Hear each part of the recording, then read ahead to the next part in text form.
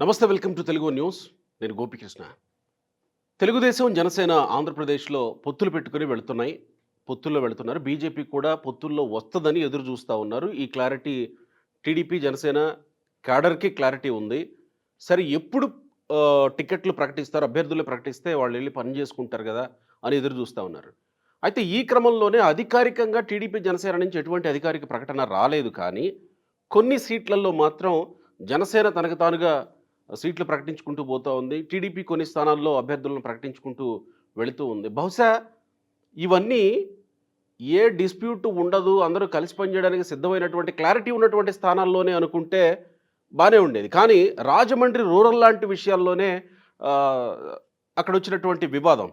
అక్కడ already TDP sitting MLA Gorantla Butchaiah Chowdary గారు ఉన్న నేపథ్యంలో, నిన్న పవన్ కళ్యాణ్ రాజమండ్రి పర్యటన నేపథ్యంలో అక్కడ కందుల దుర్గేష్‌కి ప్రచారం చేసుకోమని ఇచ్చేశాడని ఆయన మీడియా ద్వారా ప్రకటించడం వివాదానికి దారితీసింది. ఇలాంటి పరిస్థితులు ఇంకొన్ని కాన్స్టిట్యుయెన్సీస్‌లో కూడా వచ్చే అవకాశం ఉందేమో అని కార్యకర్తల్లో అనుమానాలున్న నేపథ్యంలో, అసలు టీడీపీ, జనసేన పొత్తు విషయంలో ఎందుకు ఇంతకాలం పాటు జాప్యం చేస్తున్నారో, అధికారికంగా ప్రకటించకుండా ఇలా ఎందుకు ప్రకటించుకుంటూ పోతున్నారు అనేది చాలా కన్ఫ్యూజన్ క్రియేట్ చేస్తున్న నేపథ్యంలో, సీనియర్ రాజకీయ విశ్లేషకులు, పరిశీలకులు అప్సాన్ రాయేష్ గారు, అడుసుమిల్లి శ్రీనివాస్ గారు మనతో స్టూడియోలో ఉన్నారు. వారితో మాట్లాడదాం. అసలు ఏం జరుగుతుంది పొత్తు వ్యవహారంలో, ఎప్పుడు ప్రకటిస్తారు, ఎందుకు జాప్యం జరుగుతుంది, క్యాడర్ ఈ కన్ఫ్యూజన్ నుంచి ఎలా బయటపడుతుంది అనే విషయాలు మాట్లాడే ప్రయత్నం చేద్దాం. రాయేష్ గారు, శ్రీనివాస్ గారు, నమస్కారం సార్, స్వాగతం. రాయేష్ గారు, మీ నుంచి మొదలు పెడదాం. రాజమండ్రి రూరల్ విషయం. బుచ్చయ్య చౌదరి గారు ఆల్రెడీ సిట్టింగ్ ఎమ్మెల్యేగా ఉన్నారు. నిన్న పవన్ కళ్యాణ్ అక్కడ ప్రకటించారు అని ఈయన ప్రకటించుకోవటాన్ని ఎట్లా చూడాలి? ఇక్కడ ఒకసారి ఈ రాజమండ్రి రూరల్ కన్నా ముందు అసలు ఈ పొత్తు ఖరారైన పూర్వరంగం కూడా ఒకసారి మాట్లాడుకుందాం మనం. జగన్మోహన్ రెడ్డి గారి ప్రభుత్వాన్ని, వైసీపీ విముక్త రాష్ట్రాన్ని సాధించాలి అని అంటే ప్రభుత్వ వ్యతిరేక ఓటు చెల్లనివ్వకూడదు.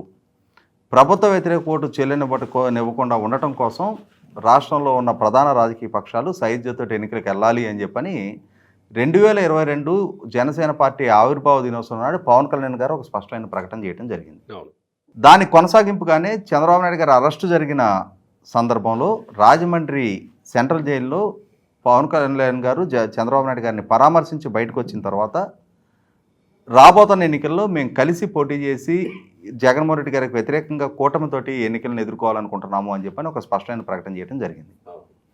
ఆ తర్వాత ఇరు పార్టీల మధ్య ప్రాపర్ కోఆర్డినేషన్ కోసం అని చెప్పని రాష్ట్ర స్థాయి నుంచి నియోజకవర్గ స్థాయి వరకు సమన్వయ కమిటీలు ఏర్పాటు చేసుకున్నారు. ఎమోషనల్ కనెక్టివిటీ ఈ రెండు పార్టీల మధ్య ఏర్పడాలి. ఈ రెండు పార్టీల శ్రేణులు కలిపి సమన్వయంతో ప్రభుత్వానికి వ్యతిరేకంగా ఉమ్మడి కార్యాచరణతో పోరాటాలు చేయాలి, ఉమ్మడి మేనిఫెస్టో రూపొందించుకోవాలి అని చెప్పని పలు సమావేశాలు ఏర్పాటు చేసుకున్నారు. కానీ ఈ మధ్యకాలంలో ఉమ్మడి మేనిఫెస్టో రూపకల్పన కోసం మొదట్లో జరిగినంతటి క్రియాశీలకంగా సమావేశాలు కూడా జరగట్లా. ఉమ్మడి మేనిఫెస్టో ప్రకటన ఎందుకో మరి చాలా కాలాతీతం అవుతుందనేది వాస్తవం. అదే సందర్భంలో సమన్వయ కమిటీ సమావేశాలు ఏర్పాటు చేసుకున్నది వాస్తవం. ఈ ఇరు పార్టీల సమావేశాల్లో కలిపి శ్రేణులు పాల్గొంటుంది వాస్తవం. చంద్రబాబు నాయుడు గారి రాకదలరా సభల్లో జనసేన శ్రేణులు పాల్గొంటున్నాయి. శంకరావం లోకేష్ సంకల్పించుకుంటున్న శంకరావం సభల్లో జనసేన శ్రేణులు పాల్గొంటున్నాయి. భువనేశ్వర్ గారి నిజం గెలవాలి కార్యక్రమంలో కూడా జనసేన శ్రేణులు పాల్గొంటున్నాయి. కానీ అగ్ర నాయకత్వాల పరంగా సీట్ల ఖరారు, ఏ స్థానాల్లో ఎవరు పోటీ చేస్తున్నారు, ఎవరు ఎన్ని స్థానాల్లో పోటీ చేస్తున్నారు, ఎవరెవరు ఎక్కడెక్కడ పోటీ చేస్తున్నారు అని చెప్పనే క్లారిటీ కోసం ఇరు పార్టీల శ్రేణులు వెయిట్ చేస్తున్నాయి. ఈ సందర్భంగా చంద్రబాబు నాయుడు గారు ఆల్రెడీ మండపేట సిట్టింగ్ స్థానం వాళ్ళకి, ఆ స్థాన అభ్యర్థిని ప్రస్తుతం సిట్టింగ్ ఎమ్మెల్యే గారిని ఆయనే రేపు పోటీ చేయబోతున్నారని చెప్పని ప్రకటించడం, అదే సందర్భంలో అరకు స్థానానికి కూడా అభ్యర్థిని ప్రకటించిన సందర్భంలో పవన్ కళ్యాణ్ గారు పొత్తు ధర్మాన్ని మీరి తెలుగుదేశం పార్టీ ఇరువురు శాసనసభ్యులను ప్రకటించింది కాబట్టి నేను కూడా 2 స్థానాలను ప్రకటిస్తున్నా అని చెప్పని గతంలో ప్రకటన చేయడం జరిగింది. తెలుగుదేశం పార్టీ ఆ సందర్భంలో చాలా సంయమనం పాటించింది. అంటే అక్కడేదో పవన్ కళ్యాణ్ గారు తెలుగుదేశం పార్టీని బ్లేమ్ చేశారు కాబట్టి అని చెప్పని దాన్ని తెలుగుదేశం పార్టీ వైపు నుంచి కూడా ఇంకొక ప్రకటన, ఇంకొక రెచ్చగొట్టే వ్యాఖ్యలో రాకుండా చాలా సంయమనం పాటించారు. ఇప్పుడు పవన్ కళ్యాణ్ గారు విశాఖపట్నం నుంచి ఆయన పర్యటన కొనసాగిస్తూ రాజమండ్రి పర్యటిస్తున్న సందర్భంగా రాజమండ్రి రూరల్ స్థానం, తెలుగుదేశం పార్టీ సిట్టింగ్ ఎమ్మెల్యే ప్రాతినిధ్యం వహిస్తూ ఉన్న స్థానం. ఆల్రెడీ ఇప్పటికే తెలుగుదేశం పార్టీ అధినేత చంద్రబాబు నాయుడు గారు గతంలోనే తన శాసనసభ్యులకి, సిట్టింగ్ శాసనసభ్యులకి ప్రలోభాలకు లొంగకుండా, అంటే 23 తెలుగుదేశం పార్టీ నుంచి నెగ్గితే 4 వైసీపీ వైపు ఫిరాయించిన నేపథ్యంలో అటువంటి ప్రలోభాలకు లొంగకుండా తెలుగుదేశం పార్టీకి కట్టుబడి ఉన్న 19 మంది శాసనసభ్యులు, ఇంక్లూడింగ్ చంద్రబాబు నాయుడు గారు, వాళ్ళు వాళ్ళ సొంత స్థానాల్లో పోటీ చేస్తారు, మీ స్థానాలు మీకు ఖరారు చేస్తాను అని చెప్పని ఎప్పుడో ప్రకటించడం జరిగింది. అటువంటి సిట్టింగ్ శాసనసభ్యుడు ఉన్న స్థానం, పైగా అక్కడ ఉన్నది గోరంట్ల బుచ్చి చౌదరి గారు. ఆయన 1983 నుంచి ఎన్టీ రామారావు గారితో పాటు రాజకీయ ప్రస్థానం మొదలుపెట్టిన ఇప్పటికి 9 ఎన్నికల్లో పాల్గొన్న, రేపు 10వ అసెంబ్లీ ఎన్నికల్లో పోటీ చేయబోతున్న శాసనసభ్యుడు. అంటే అత్యంత సుదీర్ఘ రాజకీయ అనుభవం ఉన్న నాయకుడు ఆయన. అటువంటి నాయకుడికి సంబంధించిన స్థానాన్ని ఖచ్చితంగా అక్కడ జనసేన పార్టీ నుంచి కూడా యాస్పిరెంట్లు ఉండొచ్చు. అటువంటి వాళ్ళు పవన్ కళ్యాణ్ గారు నేను అక్కడ పర్యటనకు వచ్చిన సందర్భంగా ఆయన మీద ఒత్తిడి పెంచి ఉండొచ్చు. కానీ పవన్ కళ్యాణ్ గారు ఏకపక్షంగా ఆ స్థానానికి అభ్యర్థిని ప్రకటించేశారా అనేది వార్త. నిన్న నన్నే అక్కడ ప్రచారం చేసుకోమన్నారు అని చెప్పని అక్కడ యాస్పిరెంట్గా ఉన్న కందులు దుర్గేష్ గారు స్వయంగా మీడియాలోకి వచ్చి ప్రకటించడం జరిగింది. అదే సందర్భంలో మీరు గోరంట్ల బుచ్చయ్య చౌదరి గారితో సమన్వయం చేసుకోండి అని చెప్పని ఒక సలహా ఇచ్చినట్టుగా కూడా వార్తలు వస్తూ ఉన్నాయి. అది నిర్ణయించాల్సింది పవన్ కళ్యాణ్ గారు కాదు, ఇరు పార్టీల నాయకులు కలిసి కూర్చొని నిర్ణయించుకోవాల్సిన అవసరం. అదే సందర్భంలో మొట్టమొదటిగా సలహా సంప్రదింపులు గోరంట్ల బుచ్చయ్య చౌదరి గారి స్థాయి నుంచి బిగిన్ కావాలి. ఆయనతో మొట్టమొదటి సంప్రదించాల్సిన అవసరం ఉంది. అక్కడ ఉన్న చంద్రబాబు నాయుడు గారు, ఇటు పవన్ కళ్యాణ్ గారి కన్నా కూడా రాజకీయంగా తెలుగుదేశం పార్టీలో గోరంట్ల బుచ్చయ్య చౌదరి గారు సీనియర్. 1982లో పార్టీ ఆవిర్భావం నుంచి ఆ పార్టీలో కొనసాగిన నాయకుడు ఆయన. అటువంటి నాయకుడికి సంబంధించిన సీటు గురించి నిర్ణయం తీసుకోవాల్సిన సందర్భం వచ్చినప్పుడు జనసేన పార్టీ ఇంటర్నల్గా వాళ్ళ సమావేశంలో దాని డెసిషన్ తీసుకోవడానికి ఆస్కారం ఉండదు. ఖచ్చితంగా అది ఇరు పార్టీల నాయకుల స్థాయిలో తీసుకోవాల్సిన నిర్ణయం. అది మొట్టమొదటిగా సమాధాన పరచాల్సింది గోరంట్ల బుచ్చయ్య చౌదరి గారు. ఒక్కసారి ఎందుకు ఇలా జరుగుతుందని చర్చించబోయే ముందు అసలు క్యాడర్లో ఉన్న కన్ఫ్యూజన్ ఏంటి? రాజమండ్రి రూరల్ ఒక్కటే కాదు కదా, చాలా కాన్స్టిట్యున్సీస్లో ఇలాంటి పరిస్థితులు ముందు ఎదురు కావచ్చేమో అనే అనుమానాలు ఉన్న నేపథ్యంలో క్యాడర్లో ఉన్న కన్ఫ్యూజన్స్ ఏంటి? వాటిని నివృత్తి చేయకుండా ఇరు పార్టీల నాయకులు ఎందుకు ఇంకా ముందుకు పోతా ఉన్నారు? టీడీపీ శ్రేణులు అయితే పవన్ కళ్యాణ్ గారు నమ్మకపోవటం లేదు, కానీ బీజేపీ నమ్మట్లేదండి. టీడీపీ శ్రేణులు ఇక్కడే ఏదో కాస్త వాళ్ళు బీజేపీ నమ్మట్లా. ఎందుకంటే బీజేపీ వాళ్ళందరూ పూర్తిగా నమ్మిన విషయం ఏంటంటే ఆంధ్రప్రదేశ్లో బీజేపీ చాలా అన్యాయం చేసింది ఆంధ్రప్రదేశ్కి, అలాగే తెలుగుదేశం పార్టీకి అన్యాయం చేసింది. జగన్మోహన్ రెడ్డి గారు కొనసాగిస్తున్న దాడులకి, దుర్మార్గాలకి, అరాచకాలకి వాళ్ళు ఒత్తాసుగా నిలబడ్డారని అందరూ నమ్ముతున్నారు. టీడీపీ క్యాడర్ నమ్ముతుంది, మిగతా రాజకీయ పక్షాలు నమ్ముతున్నాయి, ప్రజలు కూడా నమ్ముతున్నారు. ఈ నేపథ్యంలో పవన్ కళ్యాణ్ గారు ఇందాక రాజేష్ గారు చెప్పినట్టుగా 2 సంవత్సరాల క్రితం ఒక ప్రకటన చేశాడు ఆయన, నేను ఓట్లు చేయాలని మనం అని. లేదా అప్పటి వరకు కూడా పొత్తులు ఉంటాయి, ఎత్తులు ఉంటాయి, ఏమీ లేదండి. టీడీపీ తన ది డే బిగినింగ్ నుంచి ఓటమి ఎదురైన మొదటి క్షణం నుంచి అని మొదలెట్టారు. జగన్మోహన్ రెడ్డి గారు విధ్వంసం ఎక్కడ స్టార్ట్ చేశారో, ఎక్కడ అవకతవక నిర్ణయాలు తీసుకున్నారో అక్కడి నుంచి మొదలుపెట్టారు యుద్ధం. ఇవాళకి కొనసాగుతుంది. పవన్ కళ్యాణ్ గారు 2 ఏళ్ల క్రితం ఈ మాట అన్న తర్వాత పొత్తులు ఉండొచ్చేమో అనేటువంటి భావన కలిగింది. మొత్తం మీద అలాగైతే వాళ్ళు మాట్లాడుకున్నారు. పవన్ కళ్యాణ్ గారిని చంద్రబాబు గారు కలిశారు, చంద్రబాబు గారిని పవన్ కళ్యాణ్ గారు కలిశారు, ఒక రూపానికి వచ్చింది. ఇందాక అదంతా రాజేష్ గారు చెప్పారు. అయితే పవన్ కళ్యాణ్ గారు ఎన్డీఏలో ఉన్నాడు. ప్రజలు మొదట్లో టీడీపీ శ్రేణులు ఎవరితోటి పొత్తు అవసరం లేదనేటువంటి భావనలో ఉన్నారు వాళ్ళు. దానికి కూడా కారణం ఉంది. వాళ్ళు ఏమనుకుంటున్నారంటే అందులో కొంచెం వాస్తవం కూడా ఉంది. ఎలాగంటే గతంలో జగన్మోహన్ రెడ్డి సింగిల్గానే పోటీ చేసాడు, సింగిల్గానే గెలిచాడు. ప్రభుత్వ వ్యతిరేకత ఏముందో అతనికే దఖలు పడింది. అప్పుడు కూడా చాలామంది అప్పుడు ప్రభుత్వానికి వ్యతిరేకంగా విడివిడిగా పోటీ చేశారు. ఓట్లు చీలికన్న ప్రశ్నే రాలేదు. ఇప్పుడు మాత్రం ఎందుకు వస్తుంది అనేటువంటి భావనలో చాలామంది ఉన్నారు. ఆ కథ వేరు, ఈ కథ వేరు అనుకున్నారు అనుకోండి. ఇక్కడ ఇప్పుడున్న ప్రభుత్వానికి వ్యతిరేకంగా ఓటు చేయాలని ఏమన్నా ఆయన అన్నాడు కాబట్టి జగన్మోహన్ రెడ్డి గారిని ఓడించాలన్న ఆశయం, లక్ష్యం ఏదైతే టీడీపీకి ఉందో అదే లక్ష్యం, ఆశయం ఆయనకు ఉంది కాబట్టి కలిసి పోటీ చేస్తే తప్పేముంది అనేటువంటి భావనకి ఇరు పక్షాలు వచ్చినాయి. కార్యకర్తలు కూడా క్షేత్రస్థాయిలో గత లోకల్ బాడీ ఎలక్షన్స్లో కలిసి పనిచేశారు కాబట్టి వీళ్ళ మధ్య ఓటు ట్రాన్స్ఫర్ ఇబ్బంది ఉండదు అనేటువంటి భావనకు వచ్చి మొదట్లో కొంచెం నిరసన అక్కడక్కడ వినిపించినా ఇప్పుడు అందరూ సర్దుకుని పనిచేస్తున్నారు. సో అంటే క్యాడర్కి జనసేన టీడీపీ విషయంలో ఎలాంటి అనుమానాలు శశబిషలు ఏం లేవు. కొంచెం అటు ఇటుగా ఉన్నా ఇప్పుడు అందరూ సర్దుకుని పనిచేస్తున్నారు. ఇక రెండు కలిసి పోటీ చేస్తే జాన పని అయిపోయింది అనేటువంటి వాతావరణం ఉంది ఇక్కడ. ఇక్కడ బీజేపీ పాత్ర పవన్ కళ్యాణ్ గారు మనకు బాగానే ఉంది కదా అని చెప్పి ఆయన ఊరుకోలేదు. బీజేపీ కూడా ఉంటుంది, నేను ఒప్పిస్తానన్నాడు. ఇక్కడ సమస్య వస్తుంది. ఒప్పించడం ఏంటి నాన్ సెన్స్ అనుకుంటున్నారు చాలామంది. ఇది నా అభిప్రాయం కాదు. జనం ఇప్పుడు రకరకాలుగా అభిప్రాయాలు నేను చెప్తాను. వాళ్ళని ఒప్పించడం ఏంటి, వాళ్ళకి అక్కడ దిక్కులేదు మొక్కులేదు, ఇక్కడ వాళ్ళకి 1% ఓట్లేదు, వాళ్ళని ఎందుకు ఒప్పించడం అంటారు. దానికి టీడీపీ వాళ్ళు కానీ లేకపోతే మిగతా వాళ్ళు మాలవటం వారు బాబు అలాగ కాదురా బాబు, వాళ్ళ చేతిలో సిస్టమ్ ఉంది, వాళ్ళ చేతిలో ఎలక్షన్ కమిషన్ ఉంది, వాళ్ళ చేతిలో ఐటీ ఉంది, ఈడీ ఉంది, మిమ్మల్ని డబ్బులు ₹1 కూడా మిమ్మల్ని అడుగు తీసి అడిగి అయినవరో పోలీసులను అడ్డం పెట్టుకుని జగన్మోహన్ రెడ్డి మిమ్మల్ని ఎరగొట్టేస్తుంటే వాళ్ళు పట్టించుకోరు.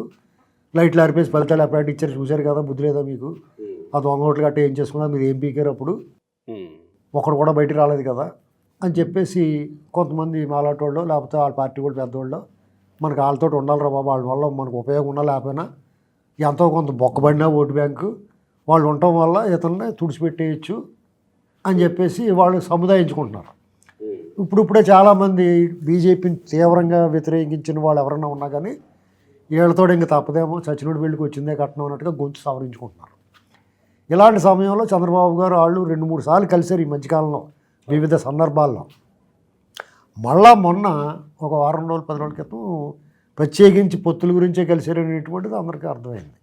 తర్వాత మళ్ళీ ఎవరికాళ్ళు సైలెంట్గా ఉన్నారు. ఇక్కడ పొత్తు ఉంటుందా ఉండదా అదొకటి తేలాలి. పొత్తు ఉంటే ఎవరు ఎక్కడ ఉండదా అనే దాని మీద కూడా ఇంకా అదే కదా. ఇప్పుడు వాళ్ళు ఎంత మౌనంగా ఉన్నారు. బీజేపీ ఇప్పుడు జనసేన టీడీపీ పొత్తు ఉంటుంది అనుకున్నారు, సమన్వయ కమిటీలు ఏర్పరుచుకున్నారు, ఇద్దరు కలిసి పనిచేస్తున్నారు, వాళ్ళ మీటింగ్లు వీళ్ళు మీటింగ్లు వాళ్ళు, వేదికలు కూడా పంచుకుంటున్నారు, ఇవన్నీ జరుగుతున్నాయి. బీజేపీ నుంచి మాత్రం అక్కడికి ఏమి లేకపోయినా కానీ వాళ్ళు బెట్టు చేయటం అనేటువంటి దాన్ని జీర్ణించుకోలేకపోతున్నారు. సరే ఎంతో కొంత కాంప్రమైజ్ సరే కూర్చో అన్నా కానీ వాడు నేను అప్పుడే కుర్చీ ఉండాలి, దానికి నెక్స్ట్ ఉండాలి, దానికి క్వశ్చన్ ఉండాలి అన్నట్టుగా ఉంది వాళ్ళ పరిస్థితి. ఎమ్మెల్యే గారు చెప్తున్నట్టు బీజేపీ వల్లనే ఇక్కడ ఈ కన్ఫ్యూజన్ అంతా వస్తుందని అనుకోవాలా? ఈవెన్ టికెట్లు ప్రకటించే విషయంలో కూడా ఒకటి రెండు అంశాలు ఉన్నాయి ఇక్కడ. ఒకటి అడుసుమిల్లి గారు చెప్పినట్టు బీజేపీ వస్తుందా రాదా అనే అనుమానాల మధ్యలో కొంత ఇది. రెండోది పవన్ కళ్యాణ్ టీడీపీ కన్సర్న్ లేకుండా నేను ఇంకో డౌట్ చెప్తాను, నేను క్లారిఫై చేయగలుగుతాను బాగా. ఎలాగంటే అసలు బీజేపీ జనసేన అడ్డం పెట్టుకుని వాళ్ళు కొంచెం బార్గెనింగ్ చేస్తున్నారో అనేటువంటిది కూడా అనుమానం ఉంది. డైరెక్ట్గా నేను అడగలేకపోయాను. ఇప్పుడు ఓపెన్ అండి ఇది. నేనేమంటున్నానంటే ఆ మాట డైరెక్ట్గా అనడం కంటే అసలు బీజేపీ వల్లనే ఇదంతా జరుగుతుందా అని అంటే దానికి క్లారిటీ ఏంటి? ఇక్కడ జరిగింది ఏంటి అంటే 2019 ఎన్నికలకు ముందు తెలంగాణ ప్రాంతంలో భారతీయ జనతా పార్టీ ఏకపక్షంగా తెలుగుదేశం పార్టీతోటి పొత్తు తెగతెంపులు చేసుకుంది. అంటే భారతీయ జనతా పార్టీ అలయన్స్ పార్ట్నర్గా కేంద్రంలో ఆంధ్రప్రదేశ్ రాష్ట్రంలో తెలుగుదేశం పార్టీతోటి అలయన్స్ పార్ట్నర్గా కొనసాగుతూ ఉండగానే తెలంగాణ ప్రాంతం వరకు అలయన్స్ని బ్రేక్ చేసుకుంది. వాళ్ళే స్వచ్ఛందంగా బ్రేక్ చేసుకున్నారు. కానీ అప్పటికి తెలంగాణ ప్రాంతానికి సంబంధించిన దేవేంద్ర గౌడ్ గారు, గుండు సుధారాణి గారు, గరికపాటి మోహన్ రావు గారు వీళ్ళ ముగ్గురు తెలుగుదేశం పార్టీ నుంచి రాజ్యసభ సభ్యులుగా కొనసాగుతున్నారు. రాజ్యసభలో వాళ్ళ మద్దతు తీసుకుంటున్నారు. తెలంగాణ ప్రాంతానికి సంబంధించిన తెలుగుదేశం రాజ్యసభ సభ్యుల మద్దతు తీసుకుంటున్నారు. కానీ తెలంగాణ ప్రాంతంలో Bharatiya Janata party Telugu Desam పార్టీతోటి Bharatiya Janata party break చేసుకుంది. ఆ తర్వాత విభజన చట్టానికి సంబంధించిన అంశాల ప్రాతిపదికగా తెలుగుదేశం భారతీయ జనతా పార్టీ ఆంధ్రప్రదేశ్లో కూడా బ్రేక్ చేసుకున్నారు. ఆ తర్వాత 2019 ఎన్నికల్లో ఎవరికాళ్ళు పోటీ చేశారు. తిరిగి మరి తెలంగాణ ఎన్నికలకు ముందు చంద్రబాబు నాయుడు గారిని ఢిల్లీ పిలవడం జరిగింది, అమిత్ షా గారు, నడ్డా గారు. ఆ రోజు చర్చల్లో సారాంశం ఏంటనేది ఇరుపక్షాల వైపు నుంచి క్లారిటీ లేదు, అసలు ఎటువంటి ప్రకటన రాలేదు. తెలుగుదేశం పార్టీ ఎన్నికల్లో పోటీ నుంచే విరమించుకోవడం జరిగింది చంద్రబాబు నాయుడు గారు అరెస్ట్ జరిగిన పూర్వరంగంలో. కానీ ఈ మధ్యకాలంలో మళ్ళీ ఒకసారి చంద్రబాబు నాయుడు గారిని పిలవడం జరిగింది. ఆ పిలిచే ముందు ఒకసారి దేశ రాజకీయ పరిస్థితిని ఒకసారి మనం గుర్తు చేసుకుంటే తెలుగుదేశం పార్టీకి భారతీయ జనతా పార్టీ అవసరం కన్నా కూడా భారతీయ జనతా పార్టీకి చంద్రబాబు నాయుడు గారి అవసరం కావాల్సి వచ్చింది. మనం కూడా మాట్లాడాం కదా ఈ అంశం మీద. ఎందుకు కావాల్సి వచ్చింది? కర్ణాటక ముఖ్యమంత్రి సిద్ధరామయ్య గారు కేంద్ర ప్రభుత్వం దక్షిణాది రాష్ట్రాల పట్ల వివక్ష ప్రదర్శిస్తుంది, మా దగ్గర నుంచి కలెక్ట్ చేస్తున్న ట్యాక్సెస్ని అదే ప్రపోర్షన్లో మాకు డిస్ట్రిబ్యూట్ చేయటం లేదు, మా దగ్గర నుంచి ₹1 కేంద్ర ప్రభుత్వం కలెక్ట్ చేస్తే మాకు 13 పైసలు మాత్రమే తిరిగి దక్కుతుంది, అదే ఉత్తరాది బీహార్ రాష్ట్రానికి వాళ్ళ దగ్గర నుంచి వసూలు చేస్తున్న ₹1కి ₹7 కేంద్ర ప్రభుత్వం నుంచి ఆ రాష్ట్రానికి దక్కుతుంది, ఉత్తరప్రదేశ్ రాష్ట్రానికి ₹2.70 దక్కుతుంది. ఇది ఎప్పుడైతే సిద్ధరామయ్య గారు ఈ గొంతు లేవనెత్తారో ఆయనకి తోడుగా కర్ణాటకకి తోడుగా తమిళనాడు, కేరళ రాష్ట్రాలు కూడా జతగలిసినాయి. ఆయా రాష్ట్రాల ముఖ్యమంత్రులు కూడా ఇదే అంశాన్ని లేవనెత్తారు. చివరికి ఇది చిలికి గాలివానగా మారి డీకే శివకుమార్ గారి సోదరుడు పార్లమెంట్ మెంబరు ఇదే ఓరోడు కనుక కొనసాగిన పక్షంలో దక్షిణ ఉత్తర దేశాలుగా విడిపోవాల్సి వస్తుంది, దక్షిణ భారతదేశం తన మనుగడని ఈ భారతదేశంలో వివక్ష గురవుతున్న నేపథ్యంలో అవసరమైతే మేము విడిపోతామని కూడా ప్రకటన చేయడం జరిగింది. అప్పుడు భారతీయ జనతా పార్టీకి తెలుగుదేశం పార్టీ చంద్రబాబు నాయుడు గారి అవసరం గుర్తొచ్చింది. అంతేగాని ఆంధ్రప్రదేశ్ రాష్ట్రంలో జగన్మోహన్ రెడ్డి గారి పరిపాలన పట్ల విముఖతోటో లేదు తెలుగుదేశానికి ఏదో మేలు చేయాలని కాదు, ఇవాళ వాళ్ళ పరిపాలనలో దేశంలో విచ్ఛిన్నకర వాదనలకి బీజం పడుతుంది అని చెప్పని.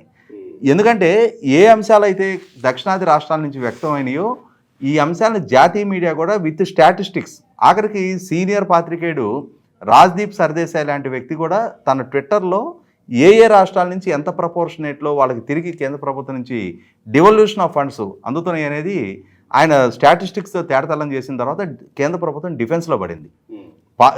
జాతీయ స్థాయిలో ఎన్నికలు జరగబోతున్న సందర్భంలో ఇటువంటి వాదనలు తమ క్రెడిబిలిటీకి లాస్ అని చెప్పని చంద్రబాబు నాయుడు గారి స్థాయి నాయకుడు, తెలుగుదేశం పార్టీ లాంటి అనుభవజ్ఞులైన 40 సంవత్సరాల పైగా ప్రస్థానం ఉన్న పార్టీని ఎన్డీఏలో తిరిగి చేర్చుకోవటం తమ అవసరం అని చెప్పని చంద్రబాబు నాయుడు గారిని పిలిపించారు.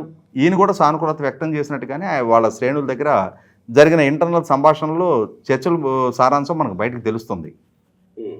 కానీ ఇక్కడ భారతీయ జనతా పార్టీ నాయకత్వం అంటే వాళ్ళ కేంద్ర నాయకత్వం ఆలోచనలకి రాష్ట్ర స్థాయి నాయకుల ఆలోచనలకి మధ్య ఉన్న ఆ వ్యత్యాసం గమనించుకుంటే విష్ణువర్ధన్ రెడ్డి అని ఒక మరుగుజ్జు నాయకుడు ఉన్నాడు ఇక్కడ.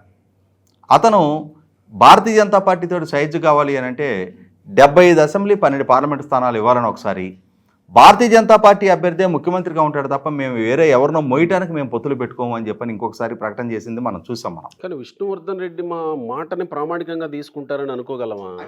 పోనీ అతని మీద పార్టీ ఏమైనా చర్య తీసుకుందా? ఆ పార్టీ వైపు నుంచి అతన్ని కట్టడి చేసినట్టుగా ఏమైనా అధికారికమైన ప్రకటన రావడం జరిగిందా? అతన్ని మీడియా చర్చల్లో కానీ ప్రెస్ మీట్లో కానీ పాల్గొని ఇటువంటి ప్రకటన కనుక చేసిన పక్షంలో నెక్స్ట్ టైం నీ మీద క్రమశిక్షణ చర్యలు తీసుకుంటామని చెప్పని పార్టీ వైపు నుంచి ఏమన్నా ఒక స్పష్టతతో కూడా ఒక షోకాజ్ నోటీస్ ఏమైనా ఇచ్చారా? గతంలో అమరావతికి మద్దతు తెలుపుతా ప్రెస్ మీట్లు పెట్టినందుకే, మీడియా చర్చల్లో పాల్గొన్నందుకే వెలగపూడి గోపాలకృష్ణ గారిని, లంకా దినకర్ లాంటి వాళ్ళని పార్టీని సస్పెండ్ చేశారు కదా. దుర్గా శ్రీరామ్ని మీడియా చర్చల్లో పాల్గొన్నందుకు ఆయన పార్టీని సస్పెండ్ చేశారు కదా. మరి అటువంటి చర్య పార్టీ వైపు నుంచి ఎందుకు తీసుకోవాలి? ఇంత కీలకమైన ప్రకటన అటువైపు నుంచి జరిగినప్పుడు. కాబట్టి ఏంటంటే ఇక్కడ కొంచెం తెలుగుదేశం శ్రేణుల్లో అనుమానాలు బలపడతా ఉన్నాయి. ఎందుకంటే వాళ్ళ అవసరాన్ని రీత్యా పిలిచినా కూడా, సానుకూలత చంద్రబాబు నాయుడు గారి నుంచి వ్యక్తం చేసినా కూడా ఎందుకని దీన్ని ఒక లాజికల్ కంక్లూషన్కి తీసుకొచ్చే ప్రయత్నం చేయటంలా. ఇప్పుడు తెలుగుదేశం జనసేన ప్రాపర్ కోఆర్డినేషన్ తోటి వాళ్ళు ఉమ్మడి మేనిఫెస్టో పరంగా కూడా చర్చలు జరుపుకుంటా ఉన్నారు. ఏ నియోజకవర్గాల్లో ఎవరెవరి బలాలు ఏ స్థాయిలో ఉన్నాయి అనే ప్రాతిపదిక మీద వాళ్ళు ఆల్రెడీ ఒక ప్రైమరీ అండర్స్టాండింగ్కి వచ్చేస్తున్నారు. అదే సందర్భంలో పవన్ కళ్యాణ్ గారిని కాపు కులం నుంచి కాపు సేన పేరిట ఆయన మీద ఒత్తిడి పెంచే ప్రయత్నం చేస్తున్నారు. మీరు ఇన్ని స్థానాలు అడగండి, అన్ని స్థానాలు అడగండి అని. ఇన్ని స్థానాలు అడిగి ఇంప్రాక్టికల్గా రేపటి రోజున మనం గెలిపించుకోలేని పక్షంలో అది ప్రత్యర్థికి మేలు చేసినట్టు అవుతుంది తప్ప మనకి మేలు చేసే అంశం కాదు అని చెప్పని వాళ్ళకి కూడా ఆయన నచ్చ చెప్పినట్టుగా వార్తలు వస్తున్నాయి. ఇటువంటి సందర్భంలో ఇప్పుడు ఎప్పుడైతే భారతీయ జనతా పార్టీ రంగప్రవేశం జరిగిందో అక్కడి నుంచి కొంత ఈ కాన్ఫ్లిక్ట్ అరైజ్ అవుతున్నట్టుగా ఉంది. అదే సందర్భంలో పవన్ కళ్యాణ్ గారు ఆయన అధికారికంగా రాజానగరం రాజోల గురించి ప్రకటన చేసినట్టుగానే రాజమండ్రి రూరల్ గురించి కూడా ఆయన నోటించి కనుక మనం వినున్నట్టయితే మనం డైరెక్ట్గా ఆయన్ని గురించే బ్లేమ్ చేయడానికి ఆస్కారం ఉండేది. కానీ ఇక్కడ ఆయన ప్రకటించారా, అష్యూరెన్స్ ఇచ్చారా అనేది ఎట్లున్నా ఈ కందుల దుర్గేష్ గారి స్థాయి నుంచి ఈ ప్రకటన వస్తుంది. ఇక్కడ మరి ఆయన నుంచి అనుమతి లేకుండా ఈయన ప్రకటిస్తాడా? కాబట్టి ఖచ్చితంగా అక్కడ కొంత చర్చ జరిగినట్టుగానే మనకు అర్థమవుతుంది. చర్చ జరిగినా సరే నాయకుడు శ్రేణులని తన మాట ప్రకారం నడిపించుకోవాలి. శ్రేణుల డిమాండ్ మేరకు నాయకుడు ఈల్డ్ అవ్వకూడదు. ఎందుకంటే ఆయన మీద బాధ్యత ఉంది. ఆయన మీద, చంద్రబాబు నాయుడు గారి మీద పూర్తి స్థాయి బాధ్యత శ్రేణులు వాళ్ళ మీద పెట్టి వాళ్ళ ఆదేశాలు ఒంటరిగా తీసుకునే నిర్ణయం కాదు కదా. ఇప్పుడు వాళ్ళ నుంచి ఏం సమాచారం వస్తా అని శ్రేణులు ఎదురు చూస్తూ ఉన్నారు. ఇటువంటి సందర్భంలో పవన్ కళ్యాణ్ గారు ఏకపక్షంగా అటువంటి అష్యూరెన్స్ ఇచ్చినా 100% తప్పేది. ఎందుకంటే అక్కడ ఉన్నది సీనియర్ శాసనసభ్యుడు. అది పవన్ కళ్యాణ్ గారి స్థాయి, చంద్రబాబు నాయుడు గారి స్థాయిలో కూర్చొని ఇరువురు కలిసి నిర్ణయం తీసుకోవాలి. తీసుకునే ముందు మొట్టమొదటిగా ఆయనతో సంప్రదింపులు జరపాలి, ఆయన్ని సమాధానపరచాలి, ఆయనకి ప్రత్యామ్నాయ ఏర్పాట్లు ఏంటో చెప్పాలి. ఆయన అనుమతించిన తర్వాత ఆయన అంగీకారంతో రిఫ్ట్ లేకుండా రేపటి రోజున ఇంకొక అభ్యర్థిని ప్రకటిస్తే అది పొత్తు ఫలప్రదంగా ఉంటుంది తప్ప కాదు. ఘర్షణపూరిత వాతావరణంలో ఆయన అభిప్రాయానికి భిన్నంగా రేపు అక్కడ ఇంకొక అభ్యర్థిని ప్రకటిస్తారు. ఈయన ఒక ఇండిపెండెంట్గా పోటీ చేస్తాడు. సుదీర్ఘకాలంగా అక్కడ ప్రాతినిధ్యం వహిస్తున్న శాసనసభ్యుడు. అది ఓటు ట్రాన్స్ఫర్ ప్రాపర్గా ఎట్లా జరుగుద్ది? పొత్తు పెట్టుకొని ప్రయోజనం ఏంటి? పొత్తు ఫలప్రదం కావడం కోసం కదా నియోజకవర్గ స్థాయిలో కోఆర్డినేషన్ కంప్లీట్ పెట్టుకుంటుంది. ఏంటంటే మీరు ఎంతసేపు చెప్పిన తర్వాత అడ్స్మిలి గారు, ఇప్పుడు రాజేష్ గారు చెప్పినటువంటి అనుమానాలు ప్రజలకు వస్తున్నాయి. డెఫినెట్గా బీజేపీ ఇక్కడ ఏదో పాత్ర పోషిస్తుందనే అనుమానాలు వస్తున్నాయి. మరి ప్రజలకే, సామాన్య ప్రజలకే వస్తున్నప్పుడు చంద్రబాబు నాయుడుకి రావా? ఇంత సుదీర్ఘమైనటువంటి రాజకీయ వస్తున్నాయి కాబట్టి ఆయన కూడా జాతక ఆచితూచి మాట్లాడుతున్నారు. నేను అదే అంటున్నా, చంద్రబాబు నాయుడుకి రావా? ఎందుకు ఒక డెసిషన్ తీసుకోలేకపోతున్నారు? సమస్త జనం అంటే ఈవెన్ వైసీపీ వాళ్ళు కూడా ఆలోచించేది ఏంటంటే, మోడీ గారికి జగన్ మీద మోజు తీరలేదు, ఇంకా కొన్నాళ్ళు ఉంచుకోవాలని చూస్తున్నాడు ఆయన వాళ్ళతో పాటు. కాబట్టే వీళ్ళ వైపున ఒక అడుగు, వాళ్ళ వైపున ఒక అడుగు వేస్తున్నారు. ఇరువురిని నొప్పించకుండా, తాను అవ్వకుండా టీడీపీకి వెళ్తే టీడీపీ, వాళ్ళకి వెళ్తే వాళ్ళు ఎలాగాళ్ళు సపోర్ట్ చేస్తారు. కానీ వాళ్ళకి ప్రాతినిధ్యం కావాలంటే జగన్తో ఉండలేరు, వాళ్ళతో పొత్తు పెట్టుకోలేరు. ఓకే ఓకే ఓకే టీడీపీతో ఉంటే వాళ్ళు పొత్తు పెట్టుకోవడానికి అవకాశం, సహజ మిత్రులు కాబట్టి ఎన్నో కొన్ని సీట్లు తీసుకుని వాళ్ళ ప్రాతినిధ్యం లభిస్తుంది. దక్షిణాదిని ప్రాతినిధ్యం కావాలా అంటే ఒక స్టేట్లో జీరో ఉండకూడదని వాళ్ళ ఉద్దేశం. ఇప్పుడు కేరళ లేదు, ఆంధ్రాలో కూడా జీరో అయిపోతే కర్ణాటకలో ఉన్నా కానీ లెక్కే ఉంటుంది, తమిళనాడులో కూడా జీరో. అంచేత వాళ్ళు పైగా వాళ్ళని నమ్ముకుని గబిలాగా ఏలాడబడి నాయకులు కొంతమంది ఉన్నారు వాళ్ళ పార్టీలో. వాళ్ళకి మరి అవకాశాలు కావాలి కదా, వాళ్ళు గెలవాలి కదా. గతంలో గెలిచారు, మంత్రులు కూడా చేశారు, కేవలం టీడీపీ పుణ్యమే అది. అంచేత వాళ్ళు అందుకని టీడీపీ వైపు చూస్తున్నారు తప్ప, ఇందాక రాజేష్ గారు చెప్పినట్టు దక్షిణాది నుంచి ఒక పెద్ద లీడరు, క్రెడిబిలిటీ ఉన్నవాడు అందులో ఉండడం ప్రివిలేజ్ కాబట్టి ఆ వైపు ఆలోచిస్తున్నారు తప్ప టీడీపీ మీద కానీ చంద్రబాబు గారి మీద కానీ వాళ్ళకి ఏం ప్రేమ లేదు. నేను అదే అంటున్నా, లేనప్పుడు చంద్రబాబు నాయుడు గారు ఎందుకు ఒక నిర్ణయం చంద్రబాబు నాయుడు గారు ఎందుకంటే చంద్రబాబు నాయుడు గారు కేవలం ఆయన ఎందుకు వాళ్ళతో ఒప్పుకుంటున్నాడంటే, ఒకటి రేపు వాళ్ళు అధికారంలో వచ్చే అవకాశం ఉంది. ఎందుకంటే ప్రతిపక్షాలు వాళ్ళకి గాలితనంగా ఉంది. ఇండియా కూటమి ఎవడు ఉన్నాడు, ఎవడు వెళ్ళిపోతున్నాడు. ఇప్పుడు ట్రైన్లో ఆ స్టేషన్లో ఇంకో స్టేషన్లో దిగిపోయినట్టు దిగిపోతున్నారు వాళ్ళు. ఇక్కడ వీళ్ళే మళ్ళీ వస్తారు ఏదో రకంగానే. అటువంటప్పుడు రేపు వీళ్ళు గ్యారంటీగా గెలుస్తారని నమ్మకం, కాన్ఫిడెన్స్ ఉంది. చంద్రబాబు నాయుడు గారు విడిగా పోటీ చేసినా గెలుస్తారు, జనసేనతో కలిసినా ఇంకా మంచి విజయం సాధిస్తారు. అప్పుడు రేపొద్దున వీళ్ళు ప్రభుత్వాన్ని సక్రమంగా నడిపించాలన్నా, అభివృద్ధి చేయాలన్నా, ఈ లోటుపాట్లు తీర్చుకోవాలన్నా, జగన్మోహన్ రెడ్డి తవ్వేసిన గోతులు పోడ్చాలన్నా వాళ్ళకి ఖచ్చితంగా కేంద్ర సహాయం అవసరం అవ్వాలి. ఒకవేళ కేంద్ర సహాయం అవసరం లేదు, మా భూములు అమ్మేసుకుని ఇలాగా ఏదో చేసుకుందాం అనుకున్నా అనుమతులు కావాలి, అడ్డం పడకూడదు, ఆటంకాలు కల్పించకూడదు, రకరకాలు ఉంటాయి. దీంతోపాటు ఇప్పుడు శ్రేణులందరూ కూడా ఏం కోరుకుంటున్నారు, అట్టుపెట్టినోడికి అట్టున్నర పెట్టాలనుకుంటున్నారు కదా. అట్టున్నర పెట్టాలంటే కూడా సహకారం కావాలి, లేకపోతే కుదరదు. అంచేత సమన్వయంతో కలిసే వెళ్దాము, వాళ్ళతో కలిసి వచ్చి వాళ్ళే కాదు, కలిసి వచ్చి వాళ్ళందరినీ కలుపుకుంటా ఉన్నారు. ఈవెన్ ఇప్పుడు బీజేపీతో పాటు కాంగ్రెస్ కూడా కలుపుతుంటే కలుపుకుంటారు వీళ్ళు, దానికి సిద్ధంగా ఉన్నారు. కమ్యూనిస్టులు కూడా కలుపుకుంటే సిద్ధంగా ఉన్నారు. అయితే వాళ్ళకి భావ వైరుధ్యం ఉండటం వల్ల వాళ్ళు కలవకపోవచ్చు. ఇక్కడ చంద్రబాబు గారు టీడీపీ ఆలోచన ఓవరాల్గా స్టేట్ ఇంట్రెస్ట్తో చూస్తున్నాడు ఆయన. ఇక్కడ అన్నిటికన్నా ముఖ్యంగా ఆలోచించాల్సింది ఏంటంటే, ఒకవేళ పొత్తులు గిత్తులు ఏమి లేవు, మాకేం పొత్తులు వద్దు, ఇలాంటి సీట్ల దగ్గర ఇగోగులకు పోయి అన్నీ చెడగొట్టుకున్నారనుకోండి, టీడీపీ డెఫినెట్గా సింగిల్గా వెళ్ళినా గెలిచే అవకాశం ఉంది. దాని లాజిక్ కూడా ఉంది. అలాగంటే టీడీపీ వెర్సస్ అదర్స్ అనుకుంటే ఎంతమంది పోటీ చేస్తే అంతా టీడీపీకి లాభం. కాబట్టి ఇప్పుడున్న ప్రస్తుతం ట్రెండ్ చంద్రబాబు నాయుడు గారు ముఖ్యమంత్రి కావాలనుకుంటున్నారు కాబట్టి గెలిచే అవకాశం ఉంది. కాబట్టి తటస్థ ఓటర్లు అందరూ కూడా టీడీపీ వైపు మళ్ళొచ్చు. ఒకవేళ ఓడిపోయినా కానీ వాళ్ళ పార్టీ లాగానే ఉంటుంది. ఉంది కదా, మొన్న ఉంది కదా, ఇంత దౌర్జన్యం జరిగిన పార్టీ ఉంది కదా. కానీ జనసేనకి ఇబ్బంది కదా. ఇప్పుడు ఆల్రెడీ జాయిన్ అయిన వాళ్ళు కూడా అనుకుపోతారు. పొత్తులు ఏమంటే ఎవరికి నష్టం అంటే దీన్ని ఎవడో నెగిటివ్గా తీసుకోకూడదు, ఆలోచించుకోవాలి. పొత్తులు లేకపోతే జనసేన 1-2 సీట్లు గెలవచ్చు. ఇప్పుడు పవన్ కళ్యాణ్ గారు కూడా గెలవచ్చు, లాస్ట్ టైం కంటే మెరుగుపడింది కాబట్టి. కానీ ఓవరాల్గా ఎక్కువ సీట్లు ఆశించలేరు. వాళ్ళు డబ్బులు ఖర్చు పెట్టి పోటీ చేయలేరు. ఒకవేళ జగన్మోహన్ రెడ్డి ఓట్లు చీల్చడం కోసం పోటీ చేయండి అని డబ్బులు పంపిస్తుంది వేరే కదా. బీజేపీతో కలిసి ఉన్నారు వాళ్ళు, అప్పుడు నిజంగా రాయగట్టిన బాలు దూకినట్టు అయిపోతుంది వాళ్ళకి. విడిగా ఉంటే ఇవన్నీ జరగాలంటే టీడీపీ ఉంటేనే వాళ్ళని క్షమిస్తారు ప్రజలు. సో ఇన్ని అనుమానాలు ఇది బీజేపీ పట్ల ఇంకా అనుమానం కారణం ఏంటంటే, మోడీ గారు వాళ్ళకి జగన్మోహన్ రెడ్డి గారు మళ్ళీ చంద్రబాబు గారు వెళ్ళి వచ్చిన ఈ నెల వచ్చాడు. వీళ్ళకి ఇప్పుడు జనాలు కూడా ఎలాగుందంటే ఎవడు తుమ్మినా దగ్గర అనుమానిస్తున్నారు. ఎందుకంటే కారణం ఆ రకమైన గుబులు వచ్చేసింది వాళ్ళందరికీ. పరిస్థితులు కల్పించారు. లేదంటే బీజేపీతో పర్యటన వీళ్ళకి. ఎందుకంటే పోరాడే తత్వం గతంలో ఇప్పుడు మాలాటోళ్ళందరూ ముసలిళ్ళు అయిపోయాం మేము. రామారావు గారు దింపేసినప్పుడు గట్టా మేము ఎలాగ ఉన్నామో అప్పుడు ఉన్న వాళ్ళు తెలుసు. పోరాటమే మా ఊపిరి అన్నట్టుగా మా కృష్ణ గారిలో పాటలే పాడేసి వాళ్ళు. ఇప్పుడు అలా కాదు, ఎవరికాడు ఇంట్లో దాక్కుంటున్నారు. కాబట్టి వీళ్ళ నమ్ముకుని చంద్రబాబు గారు రెండే ఆయన యుద్ధం చేయడు. ఆయన స్టేట్ ఇంట్రెస్ట్, ఆయన కళ్ళ ముందు కళ్ళ సౌధం కూలిపోతుంది. అక్కడ అమరావతి రైతుల్ని ఒప్పించి భూములు తీసుకున్నాడు, వాళ్ళని సర్వనాశనం చేసి పెట్టాడు. వాళ్ళని దారి చేయాలా, రాష్ట్రానికి రాజధాని ఏర్పాటు చేయాలా, పోలవరం పూర్తి చేయాలని కళ. తన జీవితాంతం రాజకీయానికి జీవిత సాఫల్యం పొందాలంటే 2 పూర్తి చేయాలి అందంగా. ఈ కళ నెరవేరాలంటే కొంత త్యాగం కావాలి. సరే కొన్ని సీట్లు ఆయన కేడర్ని ఒప్పించుకోగలడు, బీజేపీతో పొత్తును కూడా ఒప్పించుకోగలడు ఆయన. కానీ వాళ్ళు ఇంకా మేము చెట్టు మీద ఉంటాం, మా తోక దాంట్లో చిక్కుకుందని కోతుల్లాగా మాట్లాడితే కుదరదు కదా. విష్ణువర్ధన్ రెడ్డి వాళ్ళని కంట్రోల్ చేయాలి కదా. మనం పార్టీల అధినేతలకు నిర్దేశించేంత పరిస్థితి ఉందో లేదో నాకైతే తెలియదు, కానీ వాళ్ళు తీసుకుంటారో లేదో మనకు తెలియదు.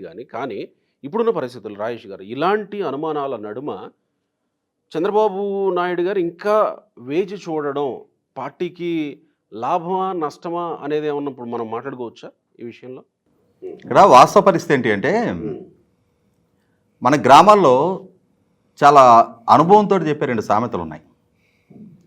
పెద్దరాళ్ళ కింద చేతులు పడినప్పుడు ఓర్పుతో సహనంతో తీసుకోవాలి తప్ప, మనకి ఓపిక ఉంది కదా అని గుంజేస్తే పోయేది మనతోలే. జాగ్రత్తగా ఆ రాళ్ళను పక్కకు జరిపే చేతులు తీసుకోవాలి. అట్లాగే ముళ్ళకంప మీద బట్టపడినప్పుడు మనకు బలం ఉంది కదా అని గుంజితే చిరిగొచ్చేది మన బట్టే. ఒక్కొక్క ముళ్ళు జాగ్రత్తగా ఓర్పుగానే తప్పించుకోవాలి. ఇవాళ కేంద్రంలో అధికారంలో వాళ్ళు ఉన్నారు, వ్యవస్థలు వాళ్ళ చేతిలో ఉన్నాయి. 2019లో వ్యవస్థను గుప్పెట పెట్టుకొని వాళ్ళు ఏ విధంగా మ్యానిపులేషన్ చేయగలిగారు అనేది ప్రత్యక్ష అనుభవం కనిపిస్తూ ఉంది కళ్ళ ముందు. వాళ్ళు సృష్టించిన సంక్షోభ పర్యవసానం ఇవాళ ఆంధ్రప్రదేశ్ రాష్ట్ర స్థితిగతులు ఎక్కడున్నాయి అనేది కూడా ప్రజలకు చాలా ప్రత్యక్షంగా అనుభవపూర్వకంగా కనిపిస్తూ ఉంది.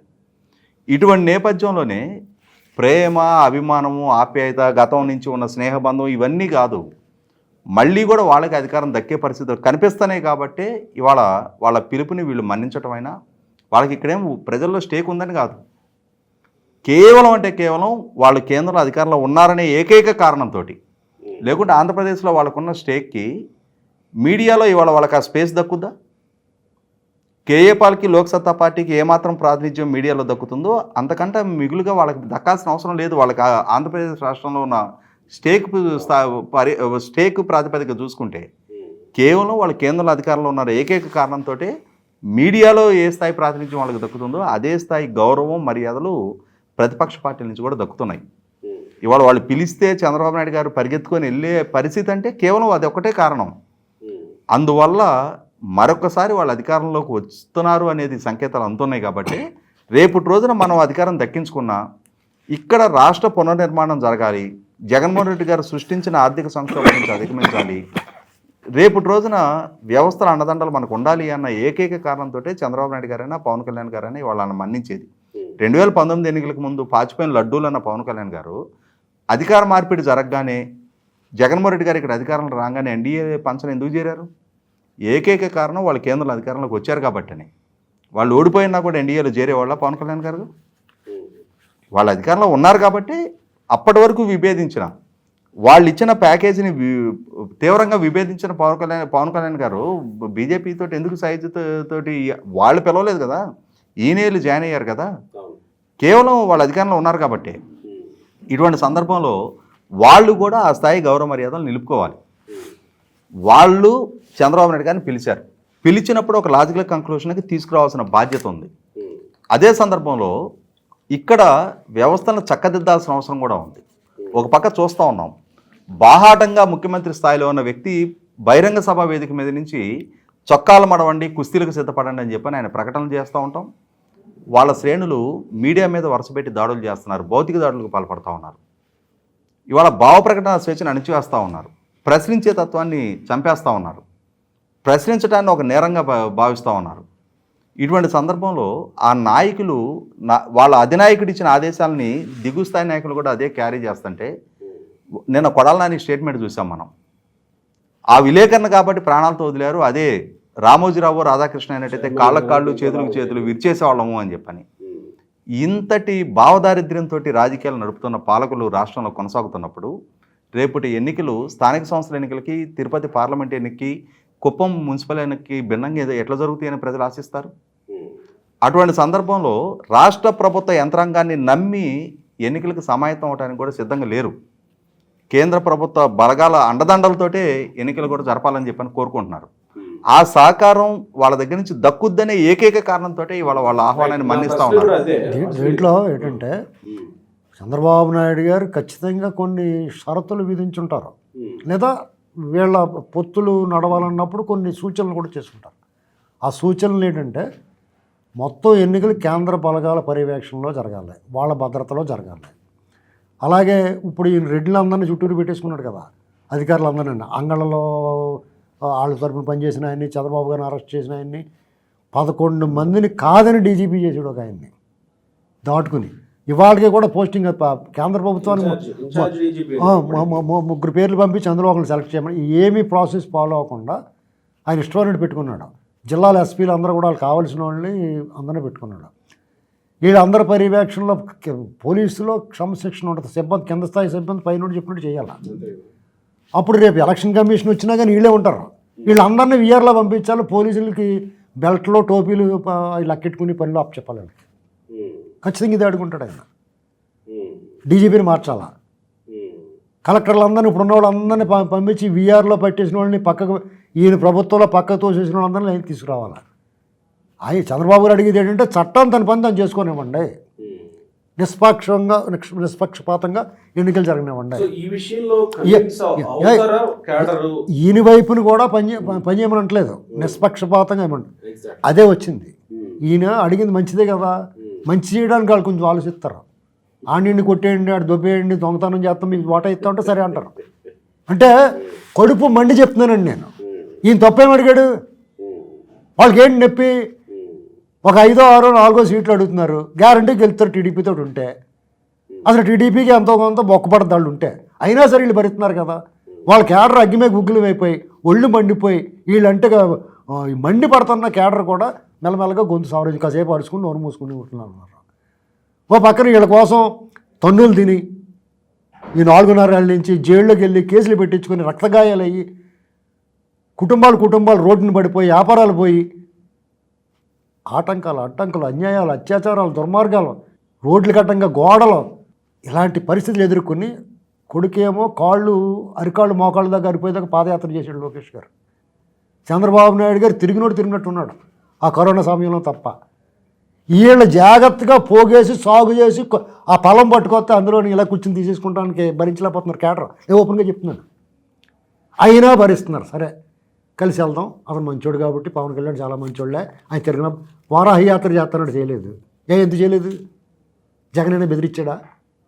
అనుకుంటున్నారు వాళ్ళు కేడర్ ప్రజలు. ఇప్పుడు ఈయన చెయ్యాలి కదా. నేను వారాహయాత్ర మార్చిని పొత్తులు ప్రకటించినప్పటి నుంచి అసలు పొత్తులు ప్రకటించినప్పటి నుంచి కదా. ఇప్పుడు ఇలాగే అనుమానం, నీ గ్యాప్ వచ్చి లేట్ అయ్యి కొద్దిలాంటి అనుమానాలు వస్తాయి. నా ప్రశ్న అదే. ఇప్పుడు అంచేతాళ్ళు ఆలస్యం అమృతం దాటి ఇంకేదో కాకముందే ఇప్పుడు వాళ్ళందరూ ఏం ఆలోచిస్తున్నారు? చంద్రబాబు నాయుడు గారు ఇవాళకి రోజు 3 సభలు మాట్లాడుతున్నాడు. లోకేష్ గారు పాదయాత్ర చేసి మిగిలిపోయిన నియోజకవర్గాలన్నింటిలో కవర్ చేసుకుంటూ వస్తున్నాడు. పవన్ కళ్యాణ్ గారు 2 జిల్లాలు దాటి రావట్లేదు ఏంటి అని అడుగుతున్నారు. భువనేశ్వర్ గారు కూడా భువనేశ్వర్ గారు ఏమో నిజం గెలవాలనే కార్యక్రమంలో ఆవిడ వాళ్ళందరికీ మద్దతుగా ఓదార్పుగా వాళ్ళందరికీ చనిపోయిన వాళ్ళందరినీ కలుసుకుంటున్నారు. ఒక దేవాంశ తప్ప వాళ్ళందరూ రోడ్డు మీద ఉన్నారు. ఆవిడ కూడా వెళ్ళింది, లోకేష్ గారి మిసెస్ కూడా మంగళగిరిలో ఆ వేవర్స్గా. ఈయన మాత్రం తిరగకుండా వెళ్ళి ప్రకటనలో నువ్వు పని చేసుకొని నీకేం పర్లేదు ఇలాంటిది ఒళ్ళు మండిపోతుంది వాళ్ళకి. దీన్ని సమన్వయపరచుకోవాలి. పొత్తుల్లో ఉన్న వాళ్ళు కలిసి వెళ్ళాల్సిన వాళ్ళు కలిసి ఓట్లు ట్రాన్స్ఫర్ అవ్వాలంటే ఇక్కడ చాలా జాగ్రత్తగా ఇప్పుడు ఓట్లు చేయాలనేమని ప్రకటన ఇవ్వడం కాదు, మన ప్రవర్తన వ్యవహారం కూడా చాలా జాగ్రత్తగా పగడ్బందీగా పద్ధతిగా మాట్లాడుకోవాలి. నువ్వెవడరా చెప్పడం కంటే మేమే చెప్తాం, మేము చెప్పకపోతే మీకు తెలియదు. జనం ఏమనుకుంటున్నారో చెప్పాల్సింది మేమే. ఇప్పుడు లేకపోతే మీరు ఏమంటారు? మీ కూడా ఉన్న వాళ్ళు ఇప్పుడు వాళ్ళు ఏమనుకుంటారో, మీ కూడా ఉన్న వాళ్ళు జే నువ్వే సీఎం అంటారు. లాస్ట్ టైం చేశారు కదా. అలా కాదురా బాబు, మీరు అలా చేసుకోండి, ఈసారి జాగ్రత్తగా లోపలికి వెళ్ళండి, దూరంటే మెల్లగానే ఒంటే వ్యాపారి కదలా దూరేసి తర్వాత వాళ్ళు దోసేయండి పైకి అని చెప్తున్నాను నేను. ఒక 5 ఏళ్ళు 10 ఏళ్ళు ఆగి మెల్లగా కొట్టుకుంటారు బాబు, ఎవడొద్దన్నాడు మిమ్మల్ని, అందరు వాడు అనిపించుకోండి. ముద్దగడ పద్మనాభం గారు హరిరామ్ జోగి గారిని నమ్ముకోకుండా తోలు తీరిపోతుంది మీకు. వాళ్ళు లెటర్లు రాస్తాను తప్ప ఎందుకు పనికిరాలని చెప్తున్నాను నేను. రైట్ రాజేష్ గారు, దీనికి కంక్లూజన్ ఏమన్నా కనబడుతుందా? అతి సమీపంలో కాస్త సమీప దూరంలో ఈరోజు భీమవరంలో కూడా పవన్ కళ్యాణ్ గారు తెలుగుదేశం నాయకులతోటి స్థానిక నియోజకవర్గ ఇన్ఛార్జీలతోటి సమావేశం అయ్యారు.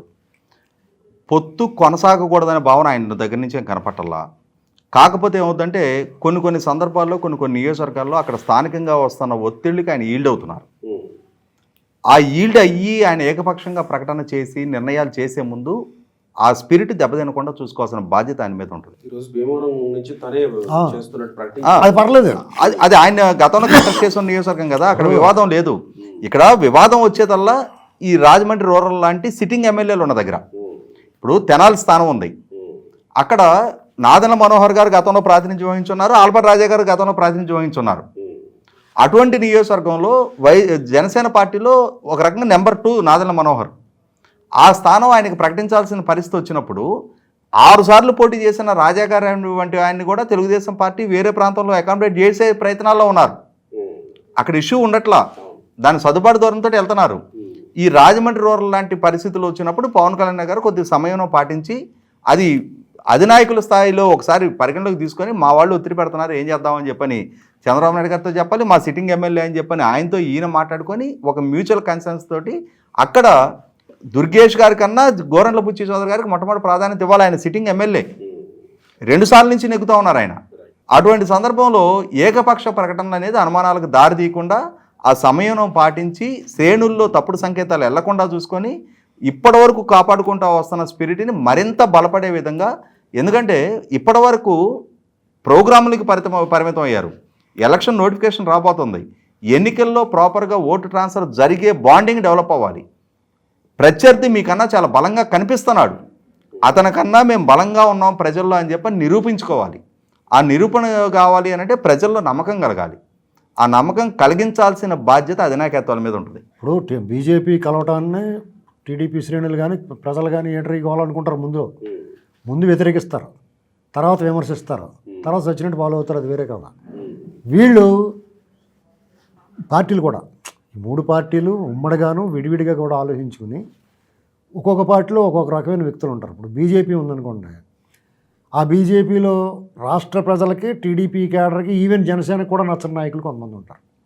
అంటే వాళ్ళలో రాష్ట్రానికి ఎప్పుడూ కూడా వీళ్ళు ద్రోహులు రాబాబు అని ముద్రపడిపోయిన ఉంటారు. జీవీఎల్ కానీ విష్ణువర్ధన్ రెడ్డి కానీ సోమవీర్రాజు అలాంటి వాళ్ళు. వీళ్ళని చూస్తే టీడీపీ వాళ్ళకి ఒంటి కారణం రాసినట్టు ఉంటుంది. వాళ్ళని ఎట్టి పరిస్థితుల్లో మాట్లాడకూడదు. ఇప్పుడు జగన్మోహన్ రెడ్డికి వ్యతిరేకంగా మాట్లాడకుండా కొంతమంది సైలెంట్ ఎలా చేసేసారు, ఈసారి వాళ్ళని సైలెంట్ చేసేయాలి, వాళ్ళు స్విచ్లు కట్టేయాలి ఈసారి ఏంటండి, వాళ్ళకి సీట్లు కేటాయించకూడదు. ఇలాగ జాగ్రత్తగా ఇప్పుడు పొత్తు ఫలవంతం అవ్వాలంటే అయితే ఆత్కూరు లేకపోతే ఘనాత్కూరు వస్తే కొండ పోతే ఇంటికన్నట్టు ఉంటే బాధ్యత లేకుండానే ఇది రాష్ట్రం అండి, 5 కోట్ల వీళ్ళు ఇష్టం కాదు. ఈ పార్టీలు చేతులు అలాగే ఎత్తేస్తే అప్పటికప్పుడు సరిపోదాం, అవును కదా. ఇన్ని రకాలు ఆలోచించాలా. రైట్, మరి ఏ తీరాలకి తీసుకెళ్తారో చూద్దాం. రాజేష్ గారు, అడిసిమిల్లి గారు, థ్యాంక్ యూ సార్.